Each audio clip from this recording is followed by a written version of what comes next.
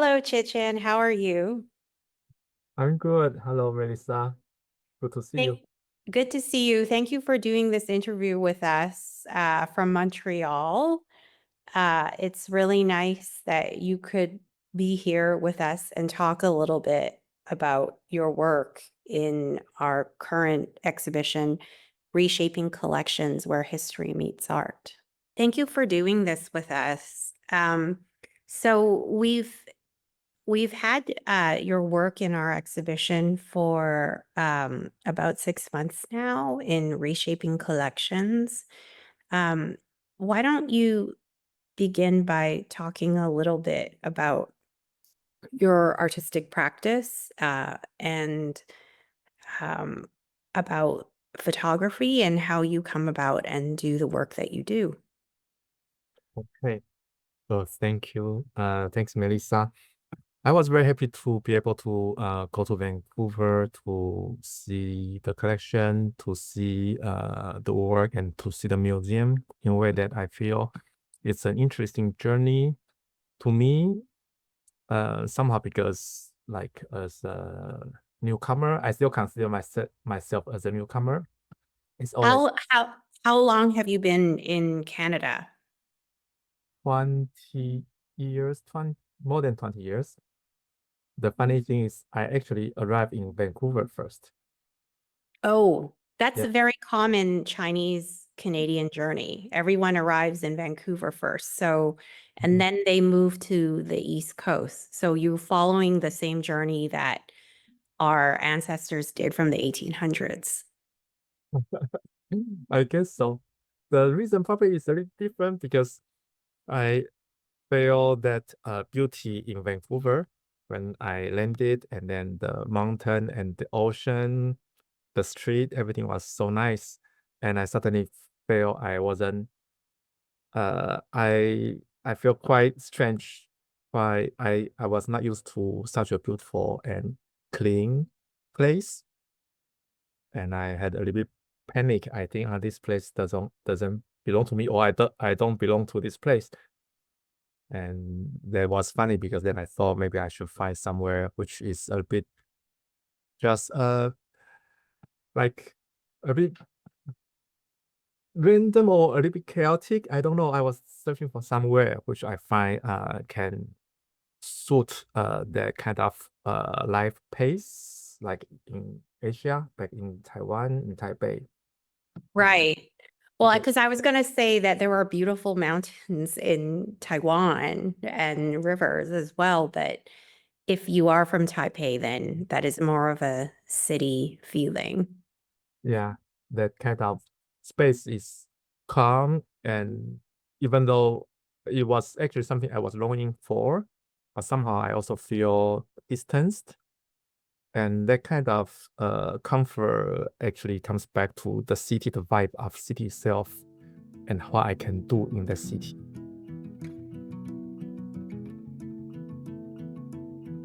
Yeah, I think finding a place that feels at home, feels comfortable is maybe the starting point, but it's also not that easy, I would say. That it's a different country, a different culture, or different multicultural culture, and this expectation of feeling comfort somehow also is I think we also need to take the chance, right? Take the challenge to try to adapt to the places where we lived. So that when I came to Canada and then later landed, decided to move to Montreal, I also decided to restart my study, because back in Taiwan, I finished my bachelor. I was working for TV companies, making TV documentaries, and I feel like to have something continuing to work on visual materials, but somehow give myself more freedom, not to work with a team, but more start from the beginning to the end. I can execute my own ideas and my own curiosity. So I decided to, by moving to the east, coming to Montreal also to restart my study, going to the master program.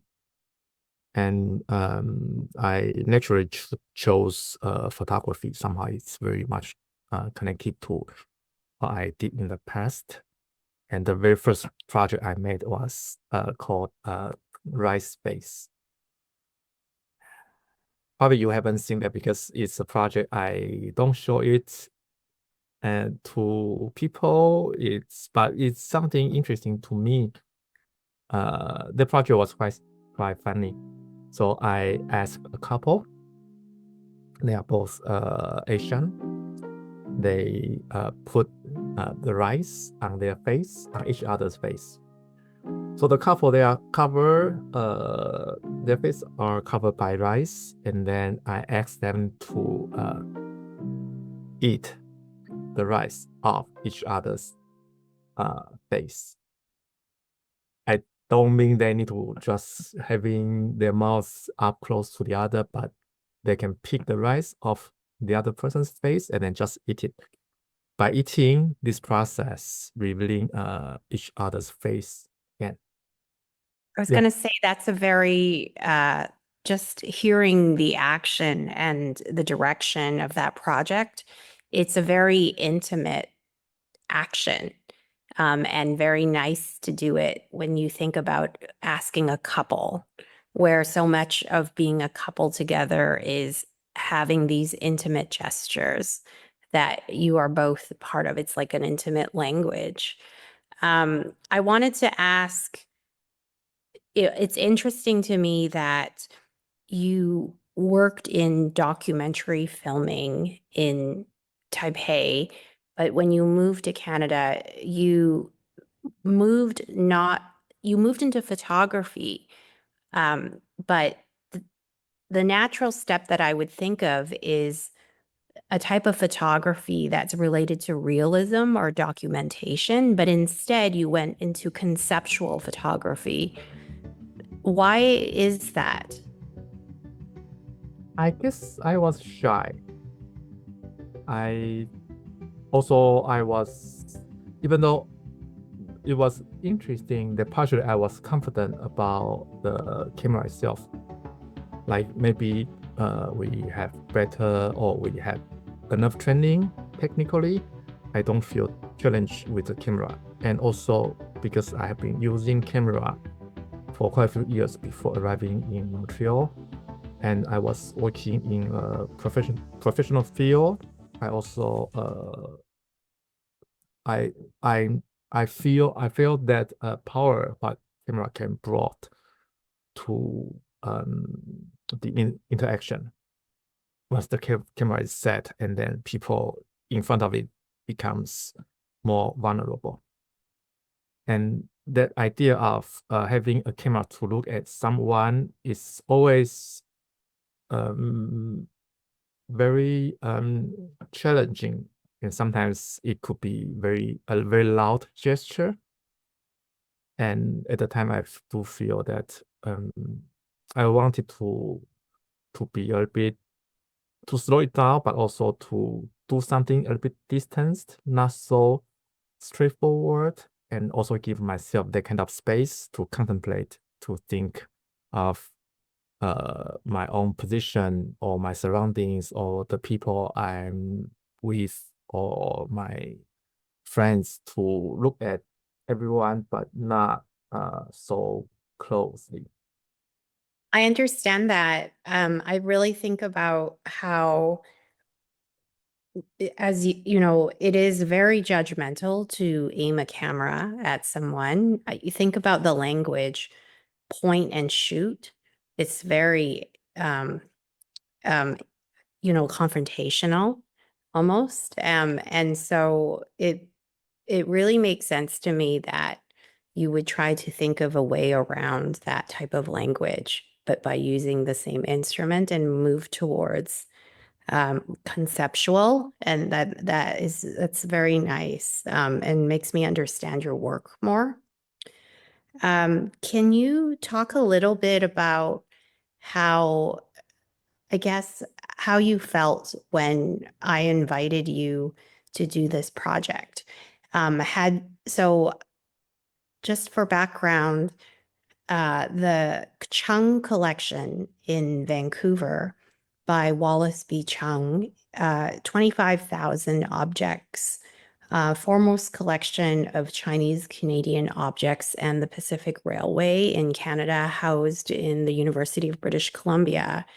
When I invited you, Chih-Chien, to come across the country to Vancouver and look at the objects and see if you could make new artwork about it. Have you ever done anything like this before?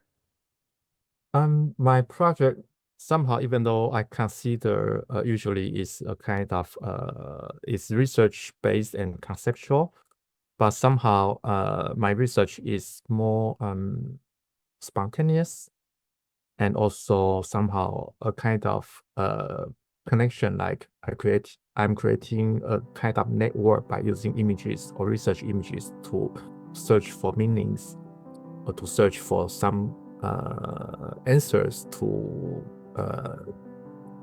my everyday questions, or very fundamental but also slightly abstract questions. So focusing on Chun collection, looking at archive with its own like the quantity, the system itself, it's a very different approach for me, but it also sounds fun. Yeah, I do feel that if there was this opportunity to look into a big body of archival materials, and I must be able to learn something from it. Yeah. And when you came here to Vancouver to go through the collection, did you find any familial connection with the objects? Like, I know, a lot of the collection were Chinese Canadians that came 1800s, 1900s. When you were looking through the papers and photographs and objects that you eventually chose, did you choose those because you felt a particular connection, or were they more interesting as aesthetic objects? I have curiosity, very simple curiosities. I wonder how they live. I wonder how they have their social life. I wonder how they have relationship, how they have how they had families, and all these things I find, even though it's 100 years ago, but there would be something that we can still share or we can understand. And I think making work, because of my nature of my practice, that I feel that close connection is quite important. That I can see those material and imagining how I be in their position would use them, or how I speak and talk to the other person. And I wanted to ask you in particular some of the letters that you chose. Some of our visitors that are more newcomers as well, who can read the Chinese, they feel this affinity. They like to stand there and read the photographed letters that you chose. Why did you choose those letters? And can you tell us a little bit more about what they say? It's most letters are someone sent to Q Mao. Yep. And they, because the family, they are important, they are significant, they have resource. You're talking about the Yip family Yes. here. Yeah. Mhm. Yes. Somehow they like either these people are their maybe distant families, or someone like friend. They are often asking for support. Yes. Yeah. And I feel that sense of urgent need that in the past, it's a little bit interesting, right? Nowadays, when we when we need help, we go to our close families. Yes. Yeah. But I feel they are not that close. I feel they are helping or they are expecting to or asking for help because this person is either there's a reputation or there's a Mm. standard or he or the family has already sufficient of resource that they can actually be kind to help the others. And I feel that there's something is the text that the taste of this request is quite complicated. I think that fits with the historical knowledge of what we know, because the original owner of the building, Yip Sang, he often acted as a CPR agent, helping Chinese people, the workers, come over from China to Vancouver to work on the railroad. And he also started the first Chinese Benevolent Association. And the Benevolent Associations were started as almost a network to help people that were far away from their families, almost to act as a surrogate family, to help them with money, to help them with kind of needs that they might need, like find a place to live or these kind of things. So it makes sense that the family, if they were writing, they would write to the different members of the Yip family as a go-between. And so it has special resonance because it's being displayed in our museum, which is housed in the Wing Sang building, which is the home of the Yips as well. Mhm. I wanted to ask also, is you came with your son. Is this the first time you've taken your son on a business trip? And I'd like to know what he thought of the whole research trip. If he had some insights that kind of helped you with your artistic process. I like to travel with him. It's like it's not always easy. He's like a teenager, right? And this age they have lots of opinions. And yeah, what I like doesn't mean he would like. Of course. Yes, it's lots of negotiation, but I guess parents just like to have their children around. I don't know. Yes, I mean, I have two daughters. I have an 11-year-old, and I take her on a lot of things, but I think because everything is really an educational process. And so it's part of the educational process of their growing up that they see how their parents work. Yes, and also Vancouver is beautiful. And if he and also yeah, like I was happy that if he could travel with me, go to the other side of Canada, he knows Canada better, Mm. and to see the land and then also to see the mountain, the ocean, and then to see some kind of collection that he might not feel that much connected to, but actually there might be something that we don't know, right? And another thing is that when I was making work, I quite often feel the need of kind of the presence of a body, either my own body, either my son's body. Somehow their body, I feel, is providing a very organic matter and can activate things and can make some either objects or messages become more uh, alive and more playful. So there was no specific plan, but I think he go there with me. We share a nice trip, and then we have a look at the mountain, the city, and then we look at the collection. He was bored. Yeah. But I sometimes think the boredom has a purpose too for children, that they are not engaged at that moment, but maybe sometime from now they remember that moment and something helps their education later on that that moment happened.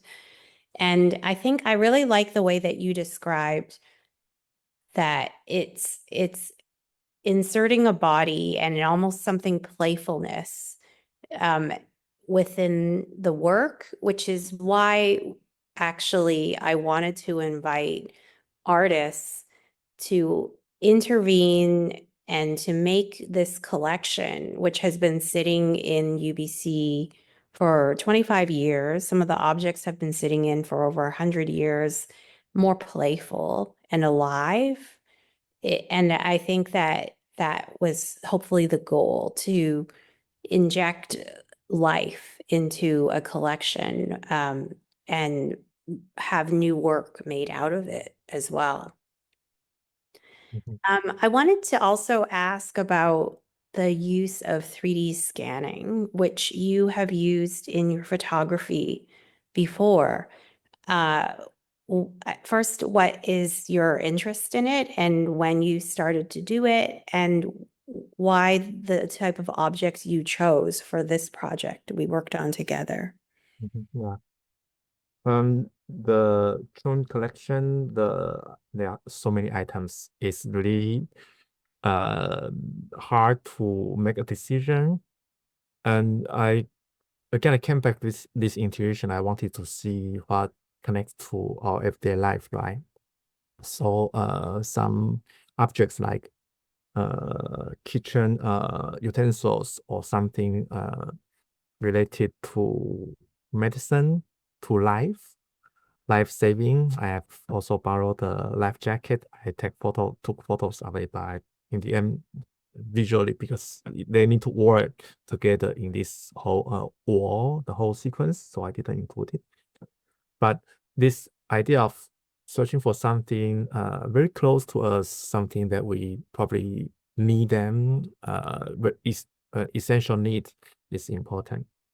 But looking at them is one thing. How to um, abstract them, how to make them into something that has a distance, they still leave a trace that we can partially guess, partially or recreate a narrative out of this object. I think is quite important, because literally represent one thing. One object has its narrative power, but this abstraction making is giving it some kind of extra potential. So I chose something. For example, my son, he was holding this medicine jar, and then that the jar itself, there's lots of it's small, but lots of traces of the Chinese medicine. I assume because of the color, it is very earthy, brownish, and medicine is also something essential, right? If people get sick, people work from somewhere far away from home, and then might not have that much access to doctor, to any kind of support. So it's like my parents, when we moved from the south of Taiwan to the north of Taiwan, we all have different kind of strange medicine at home just to deal with our little problems. And that kind of very essential, but also very everyday objects, I feel can help me to, again, to create a connection to the past. And partially, I also, like, there was an image of a gentleman sitting on a chair. Mhm. That's something I, because there's another envelope which was open, and there was writing. It's mostly sending this photo. The open envelope is should have contain a photo, but the photo was not there. We don't see the photo, and that was sent back to, I think, back to China or somewhere, to this person's family members, distant family, to show her how he looks like.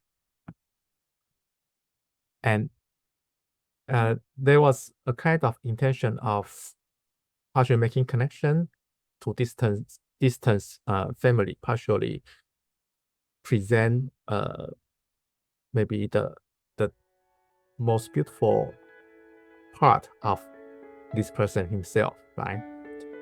And this idea of self-representation, this idea of dignity, this idea of that we travel far away because we are searching for a better life, and I want to show and prove to my distant families that I am doing well. And that is really clear to me now, the connection in the sequence from the way that you described it between the different photographs. Did you find also, I know we started out this interview with you talking about landing in Vancouver as a newcomer 20 years ago. Did you, when you looked through the Chung collection archives, did you find a personal connection in these immigrants in the collection, these Chinese immigrants that also came to Vancouver as a newcomers? Did you ever think about that when you were making the work?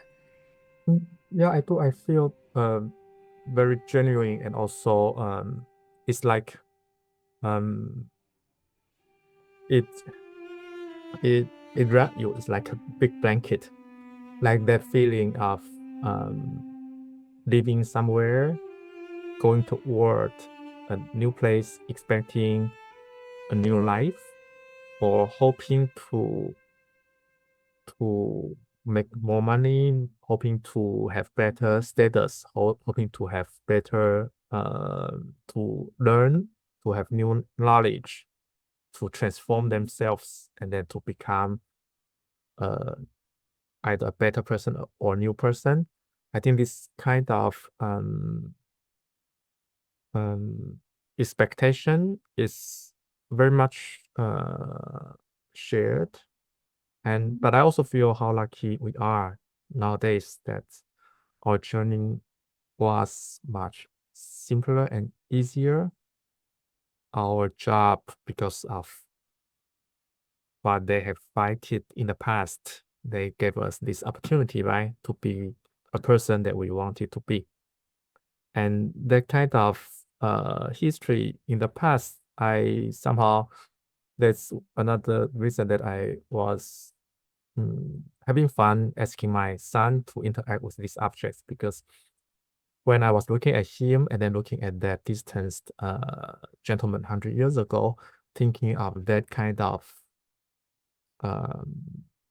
elegant gesture to present themselves, and my son is almost like grandparents, a grandparent to me, right?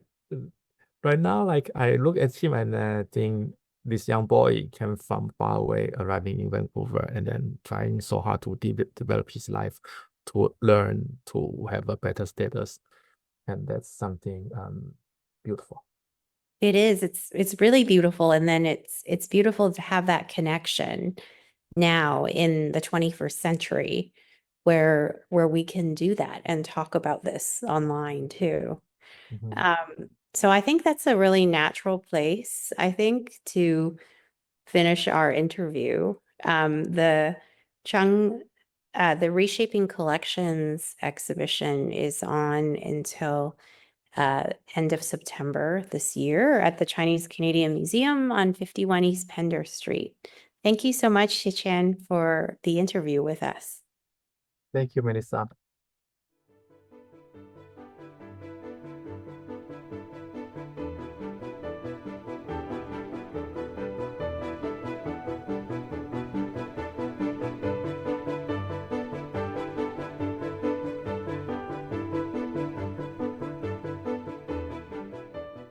This podcast was recorded on the traditional territories of the Musqueam, Squamish, and Tsleil-Waututh peoples. We invite you all to reflect on the territories that you're on and the host nations, and pay respect to their elders, past, present, and emerging. This Schoolroom Special Series, featuring the artists in Reshaping Collections, was made possible with funding from the City of Vancouver and the Province of British Columbia. To learn more about the Chinese Canadian Museum and book tickets, visit us at www.chinesecanadianmuseum.ca and follow us on Instagram at ccmuseumbc for updates. The Schoolroom is presented by the Chinese Canadian Museum, hosted by Dr. Melissa Carmen Lee and produced by Rosalie Gunawan. Production of this video podcast special series is supported by Adrian Ma and Haley Sang-Savan. Videography is by Wakefield Agency and Elwin Xie. The theme music and original audio was created by Joshua Young, and graphic design is by Studio Pian Pian He and Max Harvey. Stay tuned for the next episode of The Schoolroom, available wherever you get your podcasts.